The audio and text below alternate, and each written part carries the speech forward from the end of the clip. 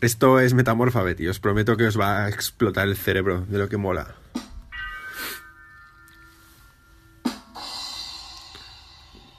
¿Y qué hacemos con esto ahora? Jaja. Como veréis, el autor juega perfectamente con la idea de la expectación y la sorpresa, en el que básicamente entendemos muy bien cuál es el fluir de las palabras, pero muchas veces nos sorprenden la forma en la que evolucionan estas palabras.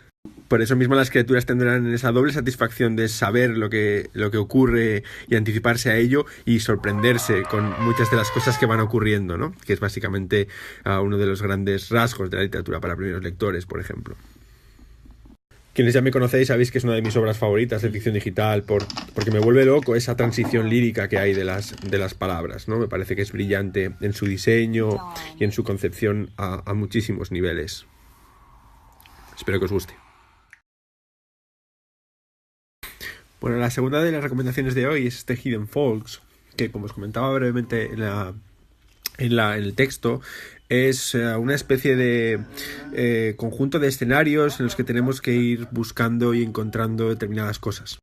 Lo bueno de la obra es que no se queda en el simple busca y encuentra, sino que dentro de los escenarios pues hay como pequeñas escenas casi costumbristas en el que los personajes pues bueno van mostrando sus pequeñas vidas, por así decirlo, ¿no?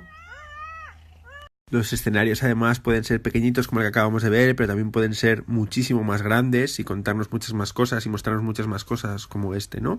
En el que se nos muestra toda una serie de espacios o de áreas en las que cosas ocurren. Por ello os decía que me parecía una mezcla interesante entre una especie de Buscando a Wally con la perspectiva un poco más narrativa que tienen libros como los de Roald Susan Werner que os decía en el texto, ¿no? Me parece una mezcla súper interesante de estas dos cosas. Así que nada, os invito a que os mentáis en este mundo y que busquéis al leñador. ¡Pling! ¡Pling! ¡Yo! Una cosa que no he dicho y me parece especialmente interesante es el hecho que la parte lúdica, el encontrar a los personajes y la parte exploratoria están totalmente unidas, ya que una cosa te obliga a la otra. Es la manera que no puedes surfear superficialmente el texto o la obra, por así decirlo. Bueno, la primera de las obras que recomendamos hoy es este mini zoo del conocido laboratorio Fox and Sheep e ilustrado por como decía en el texto, por Christoph Niemann. Que es una obra que me parece muy interesante por varios motivos. En primer lugar, y esto es fundamental, porque la obra estéticamente es muy potente. Desde la simplicidad de las ilustraciones de Niemann se sugiere muchísimo, pero es que además la banda sonora y el acompañamiento musical es totalmente pertinente y acorde con el texto. Pero además esta obra tiene algo brillante y es que la arquitectura de participación, es decir, la manera en la que el autor invita al lector infantil o a la lectora infantil a participar en ella, está totalmente pensada para él y además incluso para su progreso como lector activo. Porque aunque nos pueda parecer simple, el hecho de que cuando tocamos algo ocurre es una asociación de ideas, una asociación de acciones con un pensamiento que todos tenemos que desarrollar y esta obra lo consigue brillantemente desde la sencillez. Ya sé que había dicho que no íbamos a darle más vueltas a nuevas versiones digitales de La Caperucita, pero lo cierto es que esta versión, la de Brian Mayne, Lil Red, nos sirve para ejemplificar algo fundamental de la nueva realidad de la ficción electrónica para criaturas.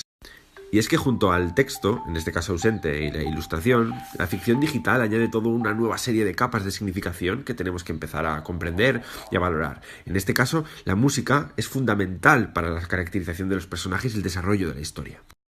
Así, junto al evidente juego de colores, los personajes aparecen matizados por diferentes melodías e instrumentos que les colocan de un lado o del otro de la narración, es decir, del lado de Caperucita o del lado en contra de Caperucita. De tal manera que, en oposición a las melodías amables de los amigos de Caperucita, encontramos al lobo y sus tonos de intriga y suspense. En definitiva, una obra que nos ayuda a prestar atención a esa capa musical que en ocasiones damos por sentada y que, como vemos aquí, tiene mucho poder en la construcción de las narraciones y de los significados de las obras. Si tuviese que decir algo de Luminosity, igual que de Botanicula, sería que lo juguéis. Pero bueno, si queréis que os cuente alguna cosa, os diré que es la historia de esta niña, de Lumi, que al principio de la historia, como os decía en el texto, su abuelo se pierde, ¿vale? Con el abuelo perdido, el objetivo de Lumi será ir a la ciudad para, a través de la resolución de puzzles y conflictos, intentar encontrarle. Una ciudad en la que sus escenarios, además, están construidos artesanalmente a base de cartón, como os enseñaré ahora. Tanto dentro del juego como en YouTube podéis encontrar vídeos sobre el proceso creativo de cómo se hicieron estos escenarios y me parece brutal que el juego no solamente tenga una identidad estética muy determinada, sino que además arrastre toda una tradición creativa previa, ¿no? Quizás estoy siendo un poco romántico aquí, ¿no? Pero la posibilidad de fusionar esas dos cosas, ¿no? La posibilidad de jugar digitalmente un entorno ficcional creado a mano a base de papel, cartón, etcétera, me parece un plus súper interesante como propuesta. Y nada, añadir simplemente que la curva de dificultad de los puzzles de este juego es suficientemente accesible como para que sean ellos mismos o ellas las que jueguen solos, pero también lo hace ideal para compartir con ellos el acto de jugar, ¿no? De verdad que os recomiendo a saco que probéis Luminosity, bien sea para vuestras criaturas como para vosotras o vosotros mismos, porque es una obra muy redonda, tanto a nivel estético como de diseño lúdico interno, muy disfrutable a muchos niveles.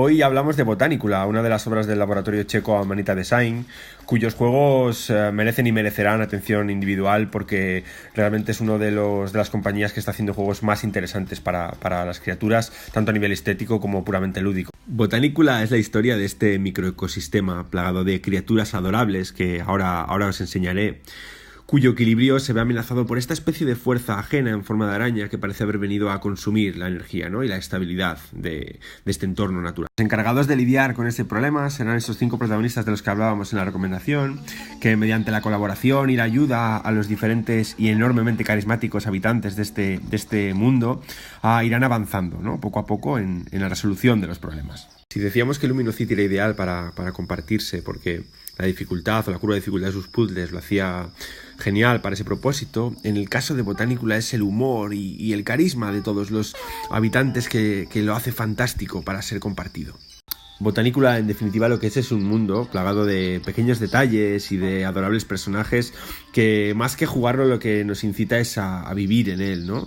Y esa es una de las grandes potencialidades de cualquier ficción y que Botanicula hace magistral.